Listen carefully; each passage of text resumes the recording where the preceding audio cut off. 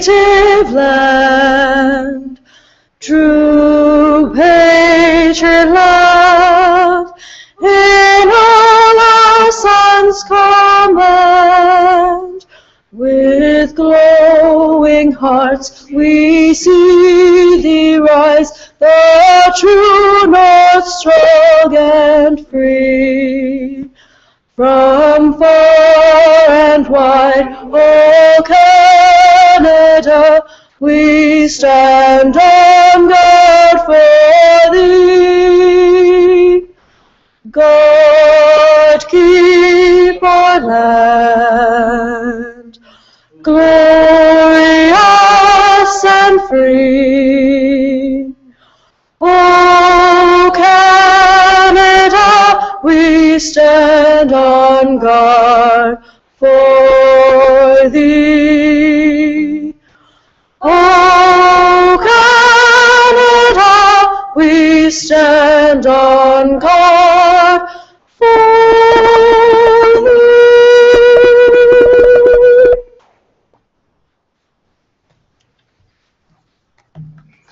We live in a country that values freedom, in a society that recognizes the dignity of every person.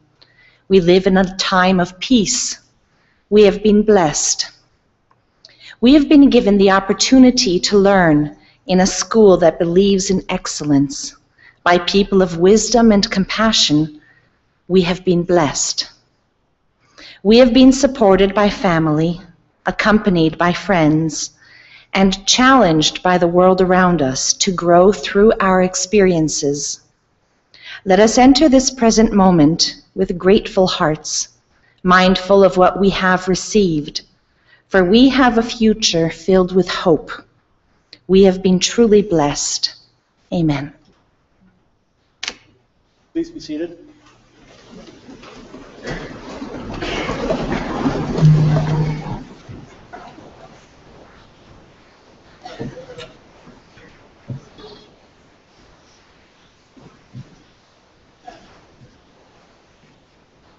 Mr. Chancellor, Mr. President, members of the board, fellows, faculty, staff of the university, families and friends, and graduands, welcome to the celebration of Convocation at the University of Guelph. I'm Anthony Clark, Assistant Vice President, Graduate Studies, and I'm privileged to have the honor of opening this ceremony on behalf of the university. And I would like to officially congratulate you, our graduands, on your momentous achievements. And before I go any further, graduands, will you please join me in thanking the many people, family, friends, and mentors who have supported, encouraged, and assisted you in the pursuit of your studies.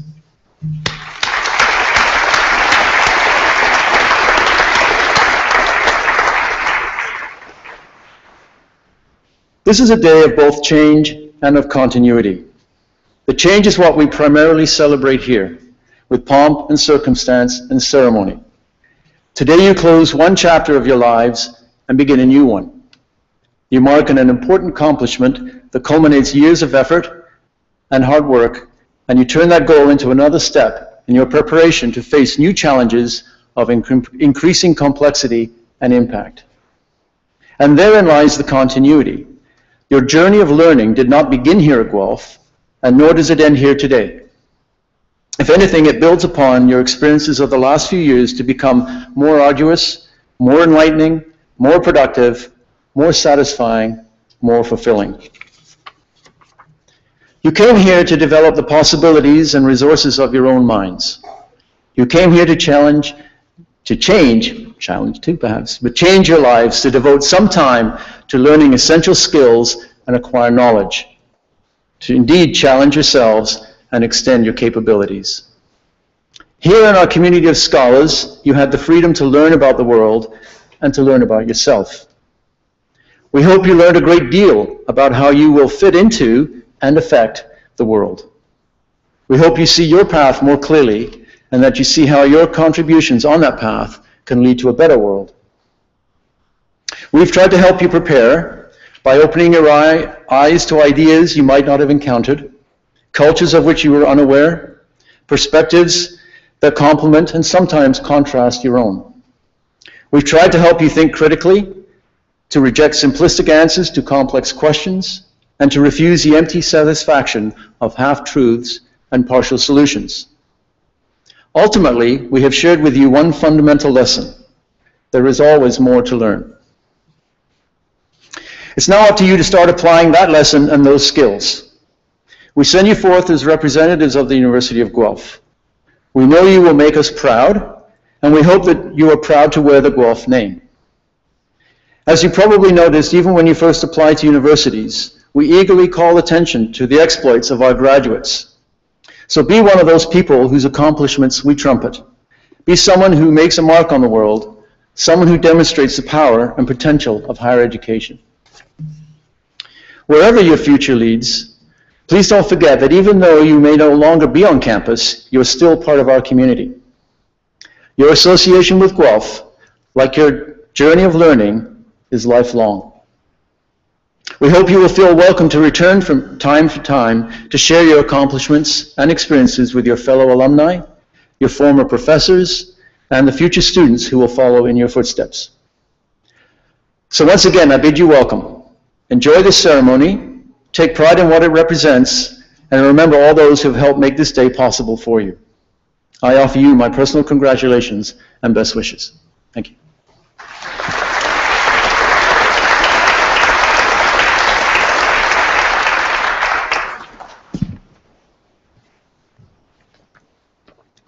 Dr. Donald Lero is a professor in the Department of Family Relations and Applied Nutrition and holds the Jaroslawski Chair in Families and Work. She directs a program of research on public policy, workplace practices, and community supports in the University's Center for Families, Work, and Well-Being, a center which she co-founded. I am pleased to invite Dr. Donald Lero to give the convocation address.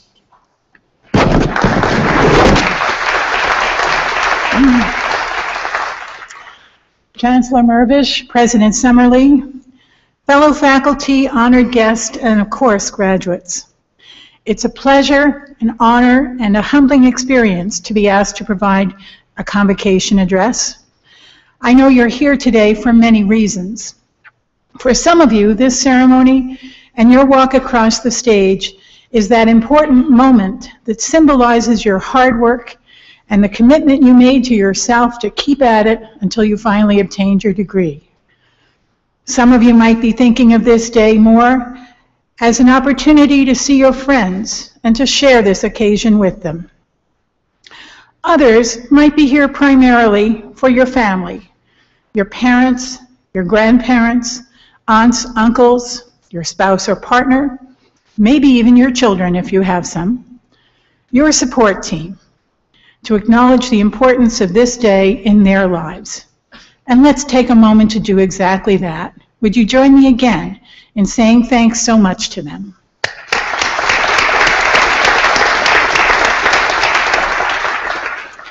Whatever reasons brought you back to campus and to this celebration, welcome and hearty congratulations. Every convocation speaker thinks about the challenges that lie ahead for you, graduating class, and have considered what life lessons might be useful to pass along. So while some of you might enjoy lengthy quotes from famous philosophers and our greatest poets, or wry stories and satire, or even a dreaded PowerPoint presentation with cool pictures and diagrams, I'll defer to my husband's advice to keep this speech simple and short, and to my mother's advice to speak to you from the heart. Wise counsel. Today I share with you 12 life lessons I believe in, suggestions I hope some of you will take to heart that will help you, inspire you, and maybe challenge you as you make your way in this world. Number 1, work towards your goals and your dreams, but be open to new ideas and unexpected possibilities. The majority of you, unfortunately, face an uncertain job market that will require patience and persistence as you explore the options available to you. But know that most of us have experienced career trajectories that are far from linear and not predictable. and that people, events, and unforeseen circumstances can present opportunities now that you cannot imagine or anticipate. If opportunities present themselves that allow you to experiment, to develop new skills, or to apply your talents in ways that might be more meaningful for you, take them. Even if you are absolutely certain about what you want to do in life, or at some point find yourself in the dream job that you love, don't stand still.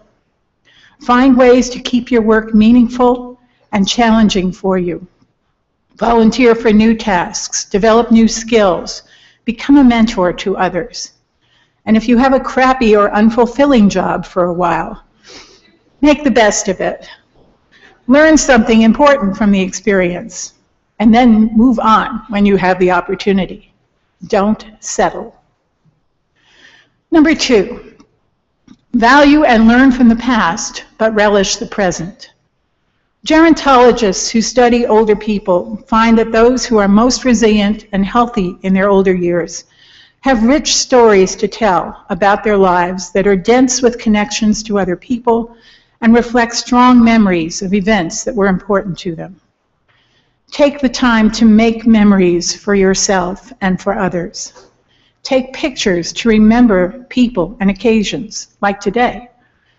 Share stories with loved ones, especially those you don't see often.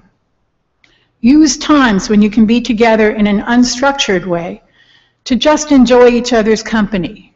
Value those occasions when you and they can reflect, reminisce, probe, and laugh together. Those occasions are special, and they will become part of your stories going forward. Number 3, be demanding.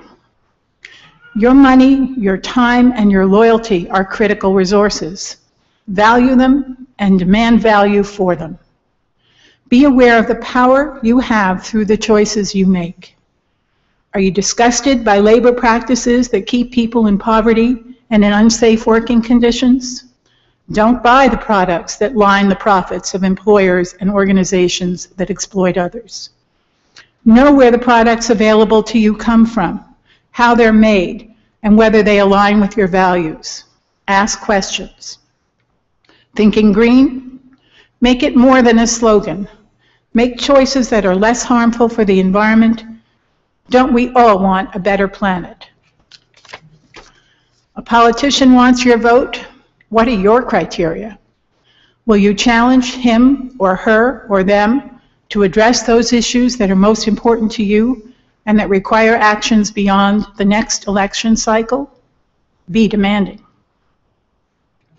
Number 4, demand good public services. It's been said repeatedly that our economic prosperity and our social well-being depend on having a healthy, well-educated citizenry with the skills and resources to contribute to our society. But we also require well-maintained roads and bridges, clean water, safe and secure food supplies, and good, cheap public transportation, among other things. Public services require long-term investments and a future planning horizon. If we as citizens don't demand and support those investments, we won't have them. Number 5, learn how to cook. Make things that become your specialty. Learning how to cook is a unique skill. You become more aware of the freshness of ingredients, the flavors that different spices can add, and the quality and the taste of homemade food. Chopping can be therapeutic. Over time, you become more creative. Cooking good food feeds the soul, nourishes the body, and is cheaper and better for you than eating out or buying prepared foods. Good cooks rarely lack friends. And the best part of it is the pleasure it provides to you and to others. Number 6, care for and care about your family and your closest friends. Anticipate the fact that your future will likely involve being a caregiver for one or more family members or close friends. Over the next 20 years, the proportion of Canadians aged 65 and older will increase from less than 15% to 23%. Medical advances and longer life expectancies mean that more people with disabilities and chronic health conditions are living longer. And government policies designed to reduce healthcare costs and to enable people to live in their homes and their community mean that family and friends are indispensable to their health and well-being. Last year, over 8 million Canadians aged 15 and over provided care and support to a family member, and the numbers will only increase over time. If you'd like the reference, I have it for you. While caring may be a labor of love, it can be stressful, financially costly, and compete with other roles such as paid work and raising children. Our society, unfortunately, is quite unprepared to deal with the needs of those who require care and support as they age or as a result of injury or disability. We are not building adequate housing options, providing adequate home care and rehabilitative support, or adequately addressing the needs of caregivers. Most employers do not yet appreciate how these circumstances will affect their employees or offer the flexible work options that would help them. Oh, and we still don't have a high-quality national childcare system. We have our work cut out for us, and you will likely be in the middle of it. Number 7, run, swim, dance, bike, walk every day, please. You have only one body, and it has to last a really long time. So be fit, be active, and be healthy. Number 8, do commit to lifelong learning, really. Every convocation I have been to talks about the value of lifelong learning over the years.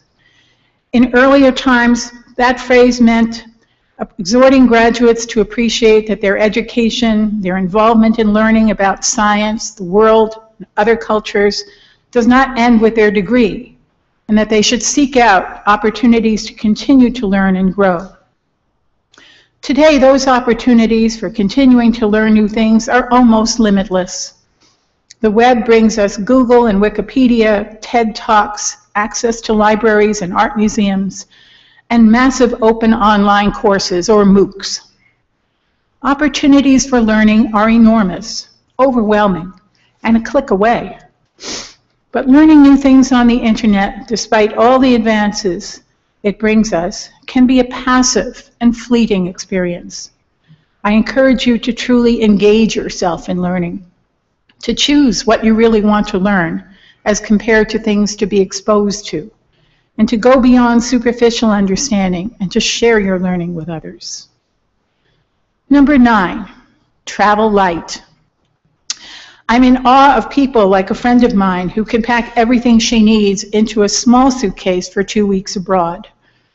When we attended a conference together in Lisbon, she waited patiently for me to retrieve my luggage from the carousel, while she briskly took her small suitcase from the overhead compartment and walked off the plane with it. She saved money, time, and didn't break a sweat carrying her bag. Don't get weighed down with stuff. We all seem to accumulate it.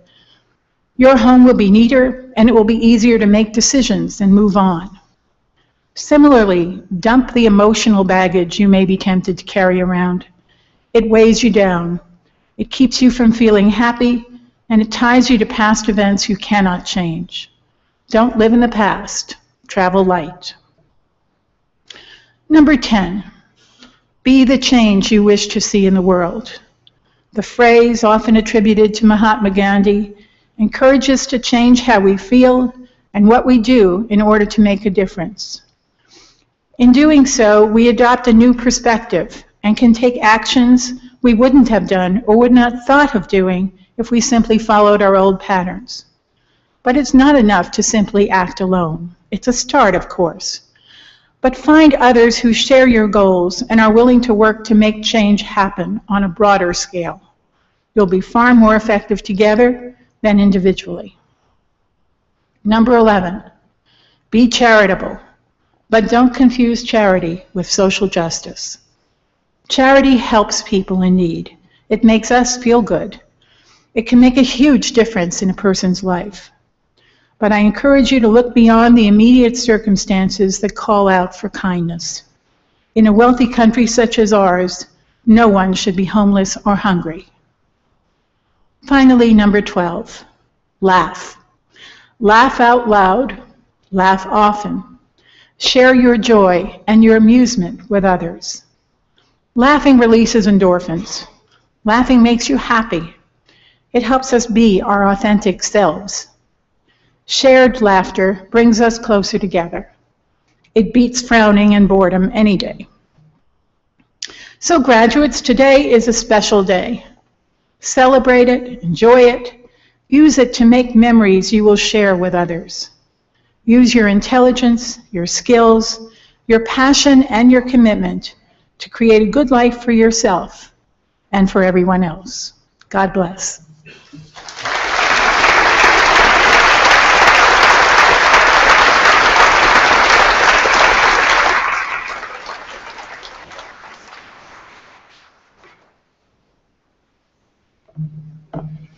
Thank you very much, Donna, for those really inspiring words.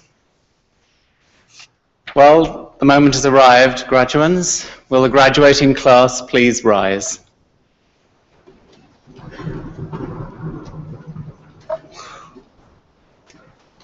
Mr. Chancellor, I have the honor to present to you these scholars who have fulfilled the statutory requirements laid down by the Senate of the University of Guelph, that they may be admitted to their various and several degrees. By virtue of the authority vested in me and in the University of Guelph, I hereby accept you for admission to your various and several degrees with all the rights, privileges, and obligations appertaining thereto. Will the graduating class please be seated?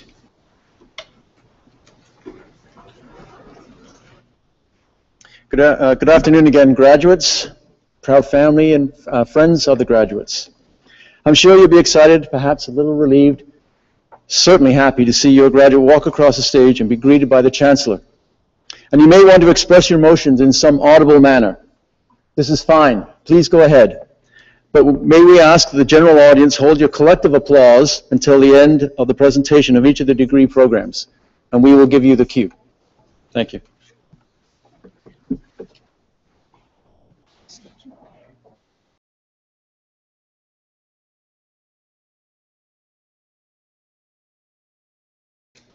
Kaylin Stamarski.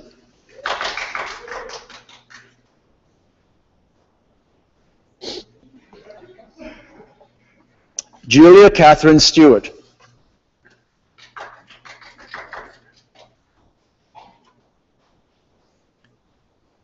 Carla Danielle Stroud.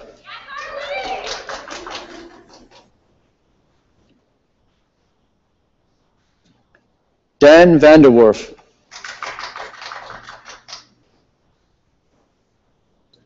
Congratulations to our Master of Arts graduates.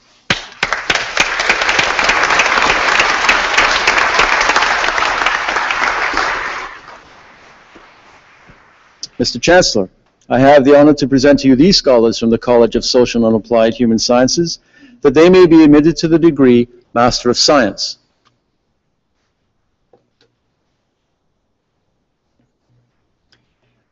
Minu Minhas.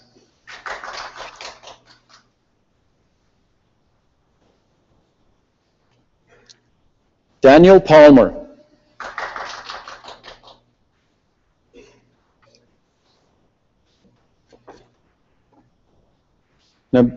Nabil Rakia.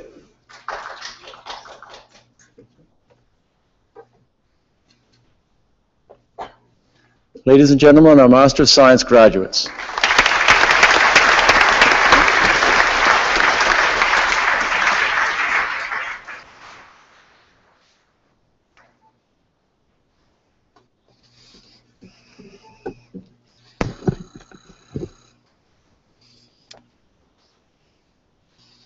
Mr. Chancellor, I have the honor to present to you these scholars from the College of Social and Applied Human Sciences, that they may be admitted to the degree of Bachelor of Applied Science Honors Program. Mercedes Elena Algernon Perez, with distinction.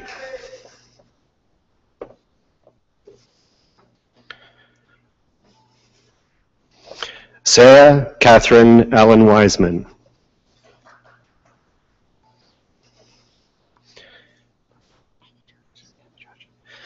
Stephanie Maria Anadraj.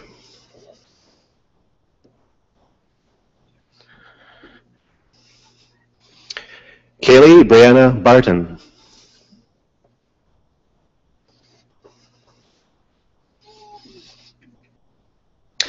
Kelsey Elizabeth Burt.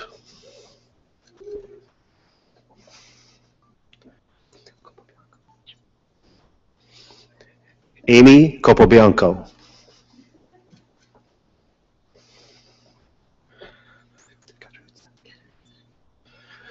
Christina Cataruzza.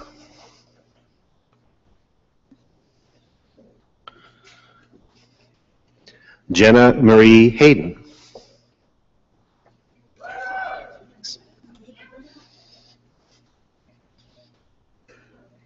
Holly Hill.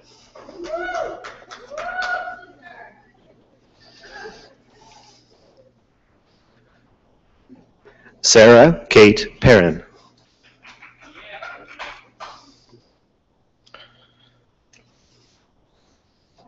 Andrea Plesko.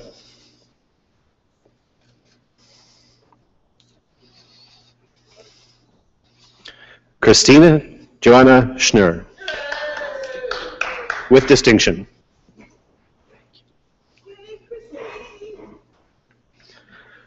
Riley Sinclair.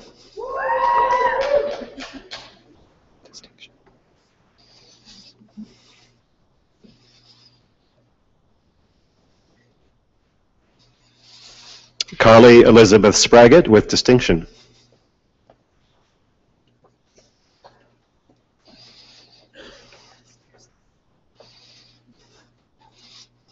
Michelle Hahn Strong.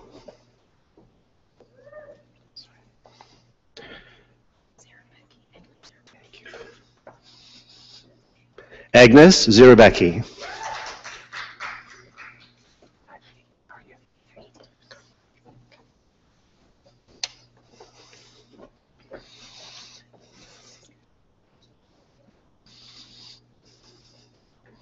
Please join me in congratulating this group of scholars.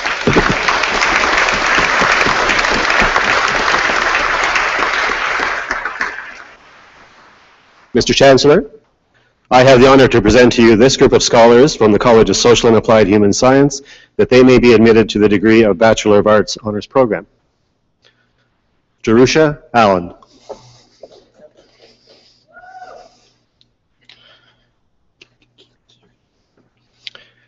Keely Marjorie Atkins.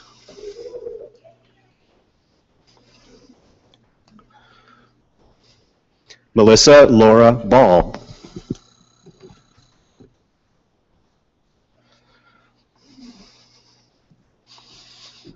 Rebecca Catherine Bell with distinction.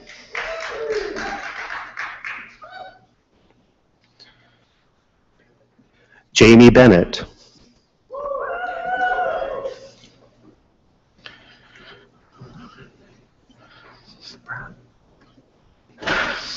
Lydia Maria Sadie Brahm with distinction.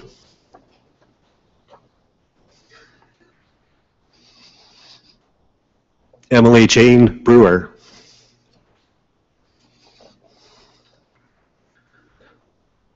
Stephen Channing.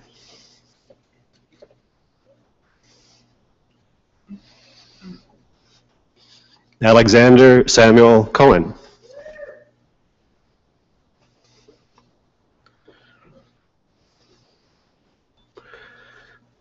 Claire Rosalie Collinson.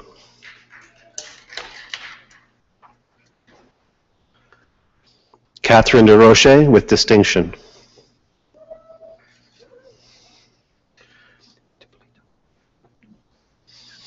Jonathan DiPolito.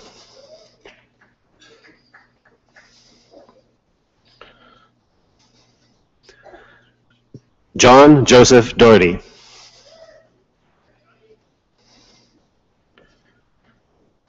Connor David Diamond.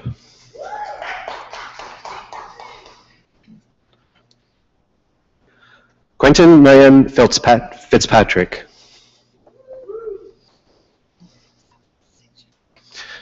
distinction. Thank you. Mariah Noel Goodwin Flynn.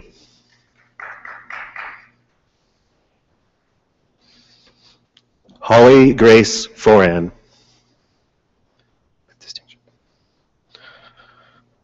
Paul Stewart Hanbury, with distinction. Stephanie Anne Marie Hardiment.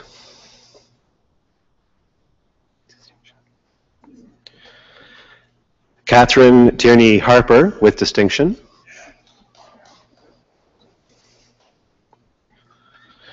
Caitlin Deborah Harris.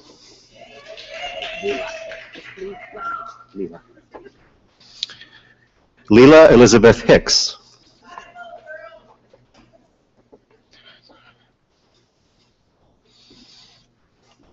Victoria Camp Holmes, with distinction.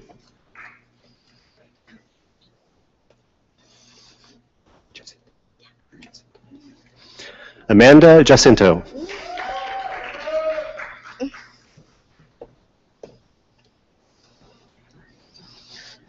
Madison Jacinto.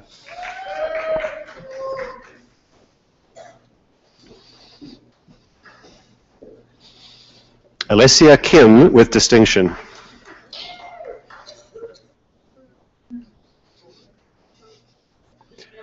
James William Lyles.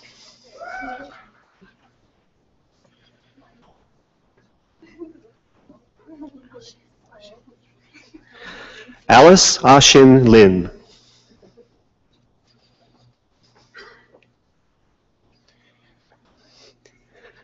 Dana Kirsten Loeb.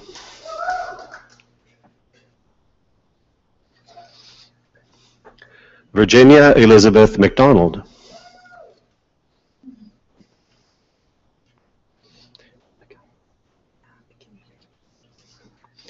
Megan Caitlin McKimmey.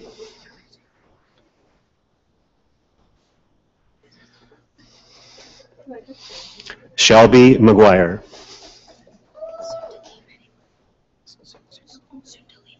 Thank you. Suntali Maniwan.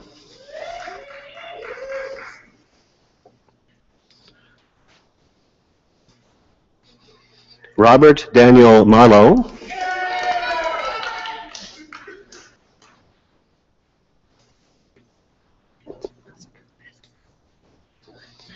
Caitlin Ella Massacre.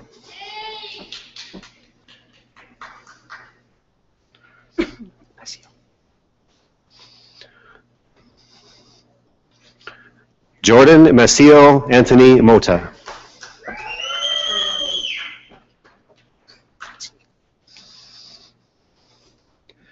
Caroline Gail Newman.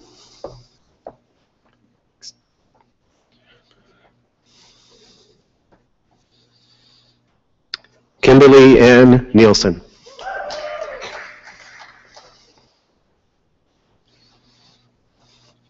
Sean Gordon Moore O'Donnell, with distinction.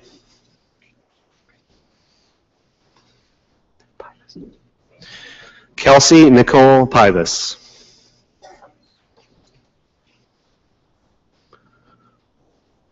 Jordan Raycroft.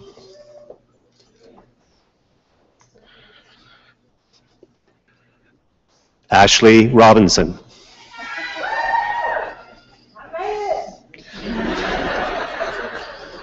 Ruffili? Yeah. Stephen Ruffili.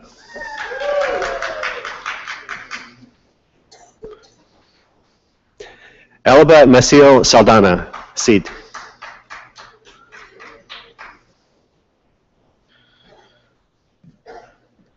Erin Glenis Stefaniak, with distinction.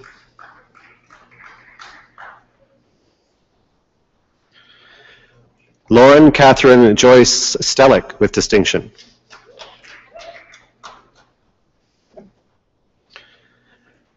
Andrea Catherine Susak. Matthew James Thompson.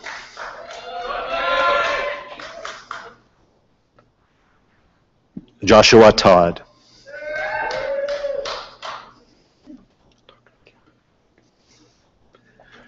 Peter Tokarczuk.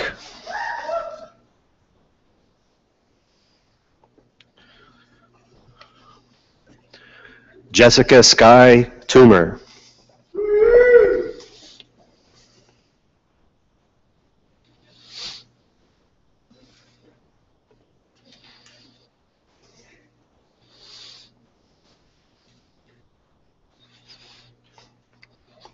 It's okay.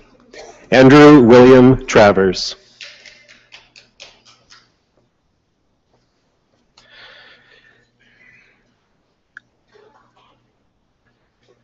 Julie Michelle Welsh with distinction. Please join me in congratulating this group of fine scholars.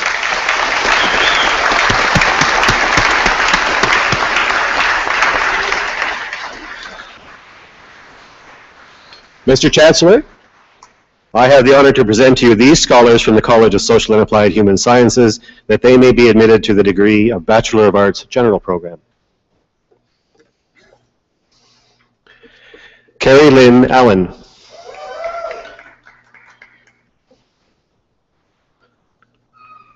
Brian Benjamin Bath.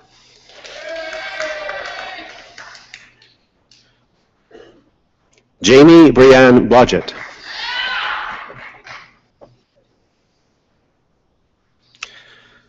Russell Michael Cahoon.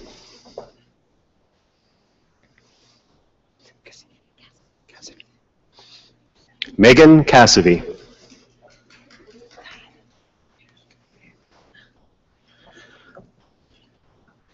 Diana Daly.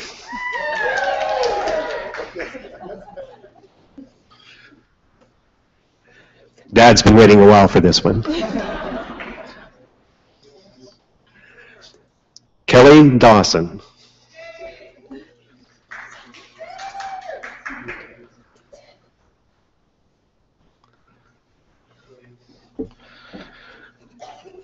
Scott Jonathan Elliott.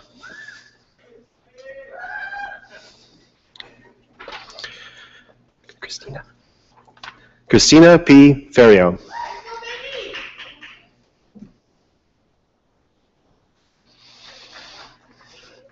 Alana Patricia Elizabeth Floyd.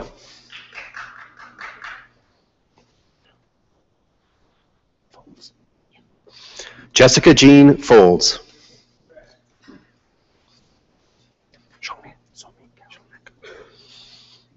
Zhongmie Gao.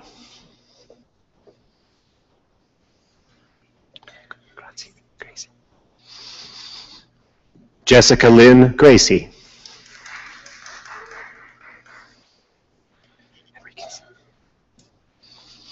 Victoria Henriquez.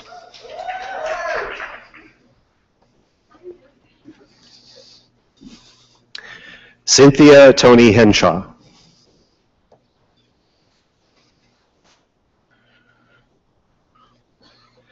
Neil Harrison Huska.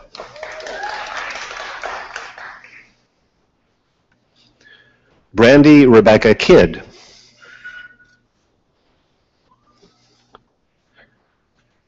Emily Ann McDougall.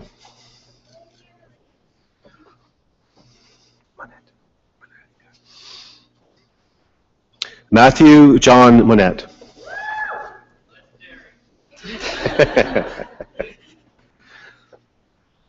Bianca Morrison.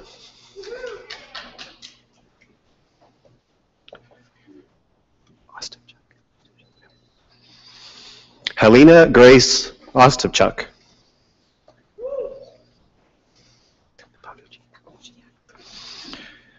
Christina Nicoletta Paolucci.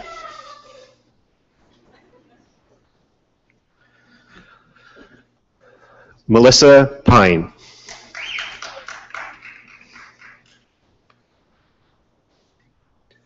Matthew David Schwan.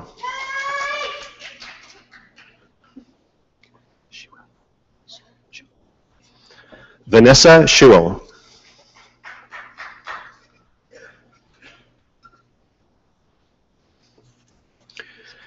Jennifer Donna Simpson.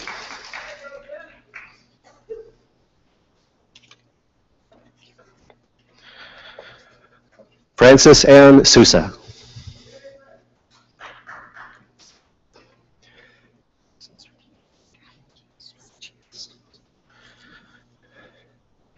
Alexandra Katerina Strategias.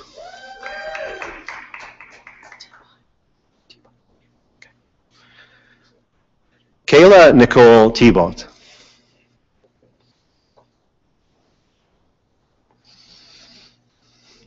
Alexandra Margaret Thompson.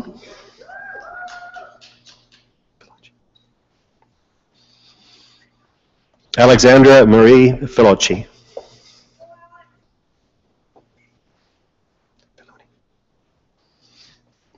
Melissa Villoni.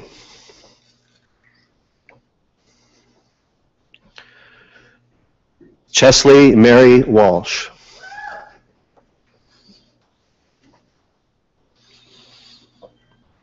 Charlotte Marie Watson.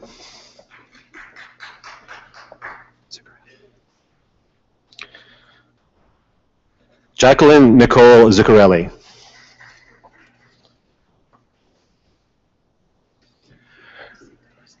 Please join me in congratulating this group of scholars.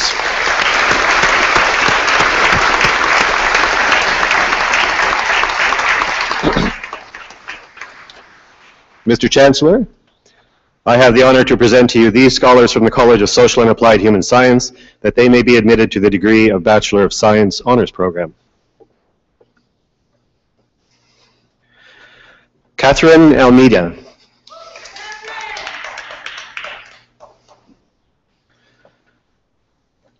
Samantha Danielle Crichton with distinction.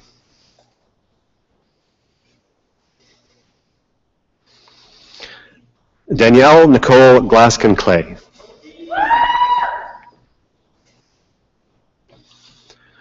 Sean David McDonald.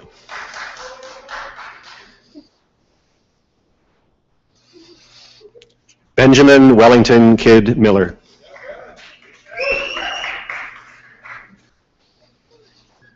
Erin Laura Mulvale.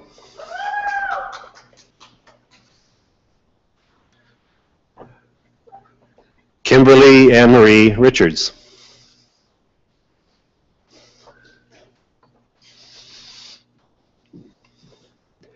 James Sivery Saunders.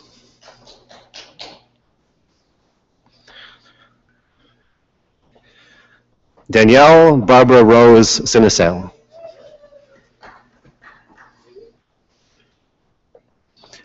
Abigail Squires.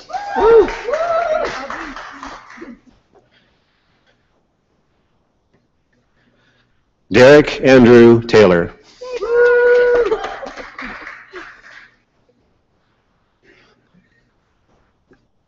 Please join me in congratulating this group of scholars.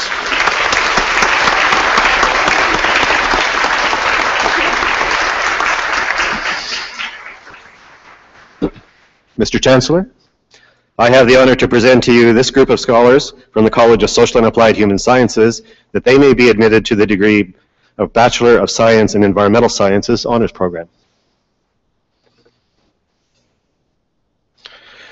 Emily Katrin Hartwig.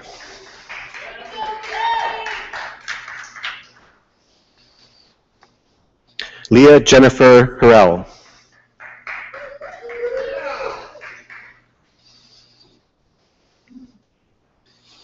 William James Woodley with distinction.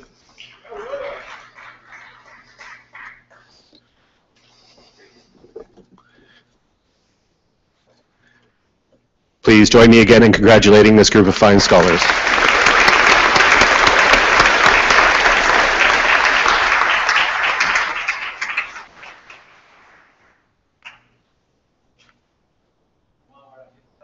And for the Dean for reading all of those names.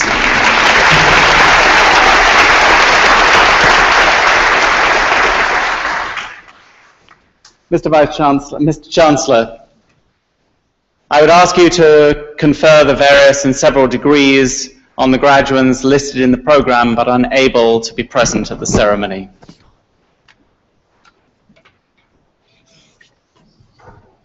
By virtue of the authority vested in me and in the University of Guelph, I confer the various and several degrees in absentia on the graduands not present. So, graduates, you did it.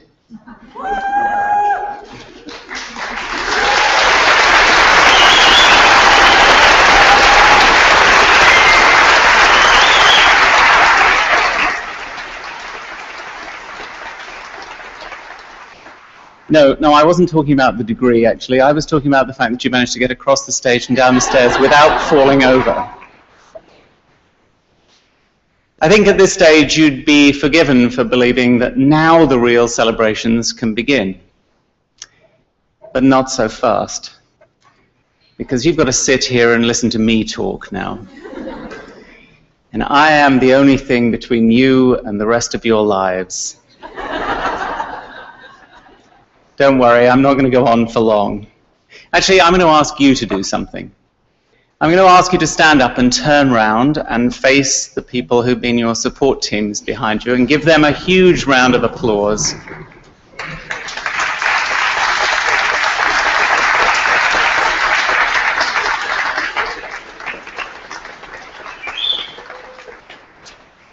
Do sit down again. So I don't know how many of you noticed, but that was a fascinating exercise in human behavior. How many of you actually spotted the fact that, to begin with, your support team, some of them went, and then as they got a little more confident, some of them started to do this, and then there were people doing this. Because if I can project what you might have been doing, support team, you were actually realizing that these people, the people in front of you, are living your dreams. And that no matter what you think, graduates, putting up with your parents and your family and friends, which I'm sure, like all of us, at various times you've thought, why on earth, or should I say, whatever,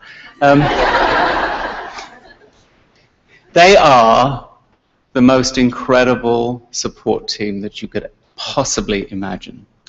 And your successes today are due in enormous part to the confidence, to that ongoing support that they've given you. The Lebanese poet Khalil Gibran wrote in his poem Advice to Parents, "You are the bows from which the living arrows are sent."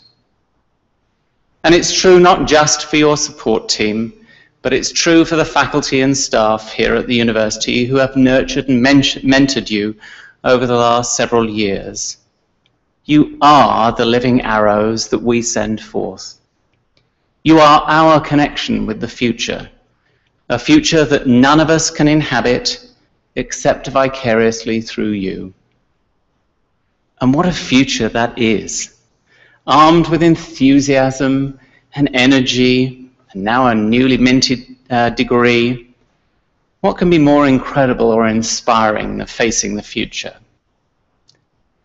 I have to say, from this vantage point, it's actually quite easy to be jealous. I don't mean standing up here on the stage in front of the podium.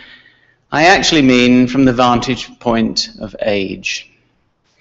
Perhaps for those of us who are crusties up here and behind, it's really easy to forget what it's like having to face the future. To a large extent, we've forgotten that. We've forgotten what the unknown feels like. But I want to assure you that each and every one of the old people here were once on the precipice of that future. We, like you, had times thinking, are we ever going to be successful? Are we ever going to be able to do things? And I hope that from that you can take some confidence. If they've made it, so can you. I doubt whether any path you have set out in your life will actually go along the course that you imagine. But I can guarantee you that it will be full of surprises, full of successes, and full of disappointments. And all three of those are vital. Don't ever turn down the surprises, those opportunities that come your way. You've no idea where they'll lead to if you just try them. Of course you need to celebrate your successes, but perhaps more importantly, you need to learn from your disappointments. So now it is the time to turn and face that future. Beautifully described by my favorite poet, Walt Whitman, when he wrote, "Darest thou, O soul, walk out with me toward the unknown region?" Well, now's that time to take up the challenge, to walk out into the future and embrace it. Whatever life throws at you, turn it to advantage. But before you go, I have two things that I want to ask you to do. The first is I want to challenge you. I want to challenge you to be involved, to be engaged in the critical, social, political, and humanitarian issues that face this world. I want to challenge you to work tirelessly for tolerance and understanding. When you see intolerance or people failing to understand, don't be angry. Just turn around and use those skills that you've learned in the last few years to stamp out injustice, to fight for those people who cannot, to speak for those individuals who have lost their voices, and above all, care. Care for the people and the planet around you. It's only by caring that you will truly make a difference in this world, and sad to say, we really need you. In a world that is still riven with injustice, that is challenged by dogma, prejudice, and disadvantage, our only hope is you. Do something. Do something. I don't care whether you do take on some of these astonishingly complex, daunting global challenges, or whether you do something that just is a decision today that every day of your life from now on, you will make somebody else's life better. And as I stand here pontificating, I can see some of you go, sure, how do you do that? It's very simple. Just the same as that human interaction just now. There's something else that humans do that is utterly unique. If you smile at somebody, no matter how miserable, no matter how cross, no matter how upset they are, if you keep smiling, they smile back. They can't help it. Look at these people in the front row here. They're actually chuckling as I say this. And in doing so, you bring a change, a shift, a joy to people's lives. So second, can I ask you to remember the privilege of your own lives? You live in a remarkable country, a country in which you enjoy remarkable freedoms. Just think for a moment. You have the right to walk wherever you want, with whomever you choose. You live in a country that espouses tolerance and diversity woven into every strand of its fabric. A country that believes in equality for all, irrespective of age or stage, race or genders. A country that has a stellar international reputation for fairness and for care of others. A country for which we should all be immensely proud. And I don't just mean the aspirations of the gold medal hockey match that's going on at the moment, for which I most sincerely hope you're well prepared. I mean the true value of being Canadian. Work tirelessly for that. So, armed with all of the things that you've learned here, it really is now the time to get out of here. Those of us that are left behind will be watching you with enormous pride. I celebrate and salute your successes, and I wish you every success in the future. Thank you.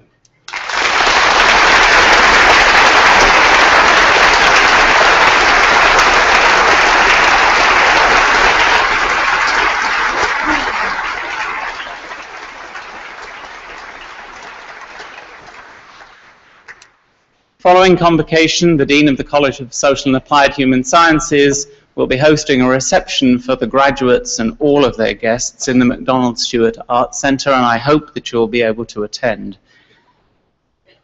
Please take the opportunity to take lots of pictures. Just as Donna said, those are part of that portfolio of mementos that will be very important, and when you come back in 10, 20, 50 years' time, you'll be able to pull out those pictures and say, did I really look like that? Did I wear those ridiculously high-heeled shoes to cross the stage? And that's just what the boys will say. And for some of us, you'll be saying, did I really have hair in those days? Take those pictures now and at all times throughout the rest of your lives. They're very important. Can I suggest that you make sure you return your gowns afterwards, before you go to the celebration? And also let you know that we're actually doing 2 more convocations today. So if you don't leave fairly promptly, you may get swamped.